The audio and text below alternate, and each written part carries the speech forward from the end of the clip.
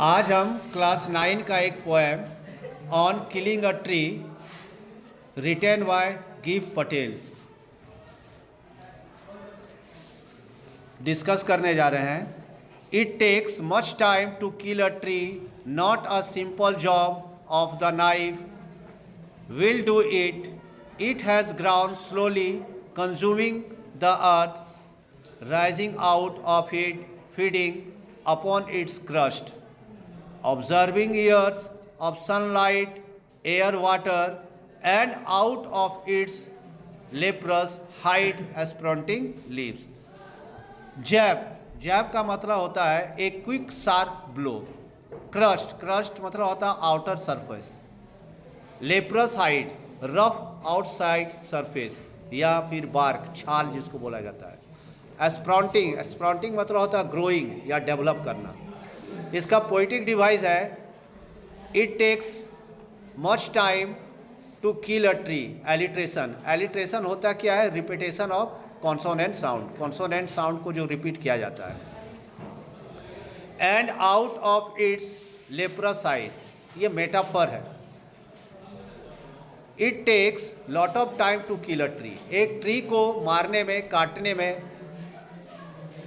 बहुत समय लगता है। It can not killed by simple stroke, a knife और एन एक्स, इसको जो है सिंपली नहीं काटा जा सकता है एक चाकू के द्वारा या एक कुल्हाड़ी के द्वारा।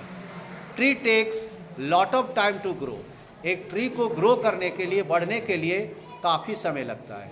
It takes it food through the earth, ये जो ट्री है वो अपना फूड कहाँ से लेता है? अर्थ से लेता है। ग्रेजुअली धीरे धीरे it rises higher and higher, धीरे धीरे फिर ये ट्री बढ़ता है। It consume sunlight, air and water, ये सनलाइट, एयर और वाटर को जो है कंज्यूम भी करता है। Its bark is as rough as skin of a person suffering from leprosy, इसका जो छाल होता है ट्री का वो इतना रफ होता है मानो कि कोई पर्सन, कोई व्यक्ति जो है लेप्रोसी से बिलोंग कर रहा है, जिस तरह उसका स्किन रफ होता है उसी तरह ये ट्री का जो है स्किन यानी बार्क, छाल रफ होता है। New leaves grow from its rough surface, फिर नया लीव्स जो है, नए पत्ते जो हैं इसके रफ सरफेस से बाहर निकलते हैं।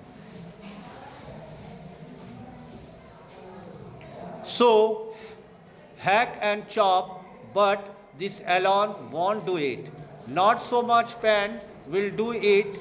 The bleeding bark will heal, and from the close to the ground will rise curled green twigs, miniatures bough, which, if unchecked, will expand again to former size. Hack का मतलब होता है cut, chop का मतलब ही होता है cut, छोटे छोटे टुकड़े में काटना। हील मतलब होता है फिर से अच्छा करना। कर्ल कर्ल मतलब होता है स्पाइरल शेप का। ट्विक्स जो स्मॉल ब्रांच होता है ट्री का, छोटा छोटा जो ब्रांच होता है उसको ट्विक्स बोलते हैं। मिनिएचर मतलब होता है बहुत छोटा, वेरी स्मॉल। बाव बाव होता है जो ब्रांच का ट्री होता है, टहनी जो होता है उसको बोला जाता है। अनचेक मतलब यहाँ हो रहा है अनकंट्रोल। पोएटिक डिवाइस है the bleeding bark will heal, इसमें मेटाफर है। The bleeding bark will heal, इसमें एलिट्रेशन है क्योंकि इसमें कॉन्सोनेंट साउंड रिपीट किया गया है। सो इफ़ यू कट और chop the trunk of a tree, अगर तुम किसी ट्री के ट्रंक को काटते हो, the tree will not die, तो वो ट्री मरता नहीं है। और tree does not killed by this method, इस तरीके से ट्री को किल्ड नहीं किया जा सकता है। When we cut a branch or trunk of a tree, a liquid called sap comes out. जब हम ट्री के ब्रांच को या उसके ट्रंक को काटते हैं तो उससे एक लिक्विड निकलता है, ठीक है। It get deposited at the place where the branch is cut, और ये कहाँ जाके डिपोजिट हो जाता है? जहाँ से हम ब्रांच को काटते हैं वहीं ये लिक्विड डिपोजिट हो जाता है, जमा हो जाता है। आफ्टर सम टाइम, कुछ समय के बाद, new small soft branches started growing from the small place, और वही स्मॉल प्लेस से कुछ दिन के बाद छोटे छोटे ब्रांच उगना शुरू हो जाते हैं। If the growth of the tree new branch is not control अगर ये जो ग्रोथ है इस न्यू ब्रांच का, अगर उसको कंट्रोल नहीं किया जाए, this will be become as a big as a earlier branch, तो ये फिर से एक बड़ा ब्रांच बन जाएगा जैसे कि पहले था। No, the root is to be pulled out of the anchoring earth, it is to be rope tied and pulled out, snapped out, or pulled out entirely. Out from the earth came, and the earth of the tree exposed, the source white and weight, the most sensitive hidden 4 years inside the earth. Anchoring मतलब होता है supporting या holding, support करना या hold करना, पकड़ना। Snapped out मतलब होता है टू बी कट, काटना। एंटायरली मतलब होता है संपूर्ण, कंप्लीटली। पोइटिक डिवाइस है repetition. And pull out and snap out, repetition क्या होता है जिसमें वर्ड को रिपीट किया जाता है, तो देखो इसमें आउट और आउट वर्ड रिपीट है। And the strength of the tree expose, फिर देखो ये रिपीटेशन है क्योंकि द वर्ड रिपीट है। To kill a tree its roots are to be pulled out, अगर किसी ट्री को मारना है तो उसके जड़ को बाहर खींच के निकालना पड़ेगा। The earth provide support to the roots of the tree, क्योंकि जो अर्थ है वो ट्री के रूट के द्वारा ट्री को सपोर्ट देता है। The tree has to be tied with a rope and then pulled it with a jar, ये ट्री को जो है एक रोप से बांधकर एक झटके से बाहर खींच लो ताकि उसका जड़ जो है, उसका जो रूट है वो अर्थ से बाहर निकल जाए।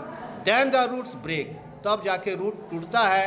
और a big pit is to be dug to take out all the roots, और जहाँ से ये रूट्स निकलता है वहाँ एक बड़ा सा गड्ढा बन जाता है। दिस बिग पिट में look like a cave in the earth, और ये जो बड़ा सा गड्ढा है वो अर्थ में एक गुफे के समान दिखाई पड़ता है। केव मतलब होता है गुफा, ठीक है। Now we understand that the tree gets its strength from its roots, तब हम लोग को समझ में आता है ये कि ट्री का जो स्ट्रेंथ है, ताकत है, वो उसका रूट्स है, जड़ है। Its roots are of lighter colour and this are wet, इसका जो रूट होता है ट्री का वो लाइटर कलर का होता है और भीगा रहता है। Roots are the most sensitive part of a tree, root जो है वो ट्री का सबसे सेंसिटिव पार्ट होता है।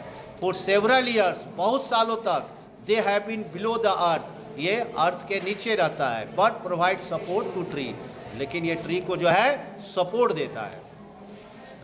Then the matter of scorching and choking in sun and air, browning, hardening, twisting, weathering, and then it is done. Scorching मतलब होता है very wet, choking मतलब होता है drying, D-R-Y-I-N-G, drying. Browning मतलब होता है changing, brown कलर में बदलना। harden मतलब होता है become hard, कड़ा हो जाना।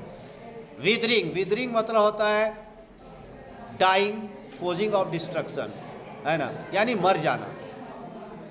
After that the branch of the tree would started dying because of heat of sun rays, इसके बाद ये जो ब्रांच होते हैं ट्री का वो सन रेज के कारण, सूरज की रोशनी के कारण मर जाएंगे, क्योंकि उसका जड़ जो है अर्थ से बाहर निकाल लिया गया है। Because of air and sun rays, the color of tree and its leaves change to brown. Air और sun rays के कारण ये ट्री के जो लीव्स होते हैं वो ब्राउन कलर में चेंज हो जाते हैं। These become hard, ये हार्ड हो जाता है। These start twisting, ये मुड़ना शुरू करता है। Decaying, सड़ना शुरू करता है। Now the complete destruction of tree has awkward, इस तरह से कंप्लीट डिस्ट्रक्शन, कंप्लीट बर्बादी उस ट्री का हो जाता है, वो ट्री जो है मर जाता है। आशा करते हैं ये पोएम आप लोग को समझ में आया होगा। लाइक और सब्सक्राइब ज़रूर करें, इससे मनोबल बढ़ता है। Thank you.